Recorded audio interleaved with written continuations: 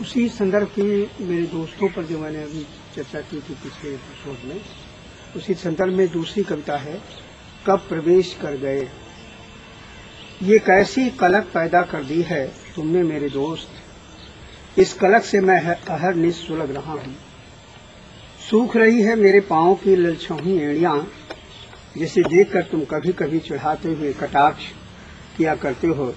मैं शर्म से झुक भी जाया करता और चिढ़ भी जाया करता, परंतु कभी भी बाज नहीं आए अपनी आदतों से।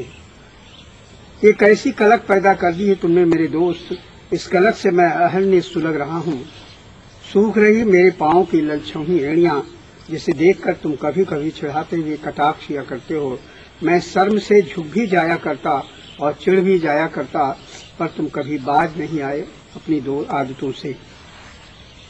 मुझे यह तो कुछ भी याद नहीं कि कब तुम मेरी एकांत साधना को तोड़ने चुपके चुपके आए और मुझ में पसर गए। तुम भी कुछ बतला दो कि कब तुमने मेरे हृदय को झकझोरा और मेरे वातायन में प्रवेश कर गए। और जब से तुम आ गए हो मेरे दोस्त, आंखें खुली रह गई हैं, कानों के दूसरे की कहावतों बदकही को सुनना बंद कर दिया है, हाथों की अपनी हथेली किसी भी बालपन के छौने को दुलाना भूल गई हैं। ये फिर से देखें इस प्रसंग को। ऐसा लगता था कि मुझ में जो मेरे दोस्त हैं वो कृष्ण के रूप में आ गए हैं और ऐसा प्रवेश कर गए हैं जैसा कि मैंने अनुभव किया तो मुझे पता ही नहीं चला।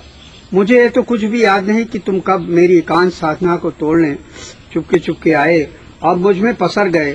तुम भी कुछ बतला दो कि कब तुमने मेरे हृदय को झकझोरा और मेरे वातायन में प्रवेश कर गए।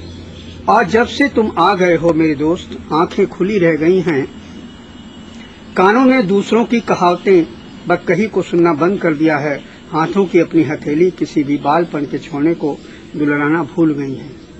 ये सब दोस्त के आ जाने से ऐसा हुआ। आगे देखें।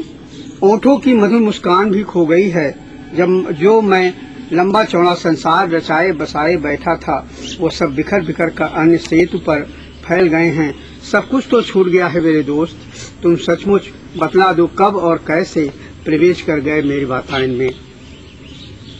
कितनी बार या अनगिनत बार मैं गया तुम्हारे चौखट पर, आंगन में कमरे में बैठा भी, हंसा भी, बतरस में फैला भी, पर तुम थे कि लाजवंती की तरह साथ देते रहे मेरे दोस्त। मेरे इस मुखरपन पर कभी तुमने इतराज नहीं किया और न भी एहसास होने दिया कि तुम मेरे क्या हो।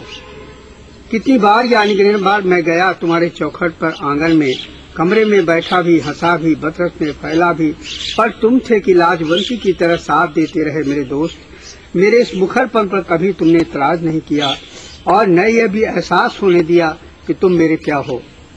और अंतिम का प्रसंग है, मेरे अब संज्ञान में जो कुछ आ रहा है, जबकि अब मेरे पास सर छुपाने के लिए छान छप्पर भी नहीं है और न ही कोई कवच है, बस तुम ही सहारा रह गया है जिसे सहेज कर रखे हूँ। सचमुच बतला दो मेरे दोस्त, इस कलक से पहले कब प्रवेश कर गए मेरे वातायन में।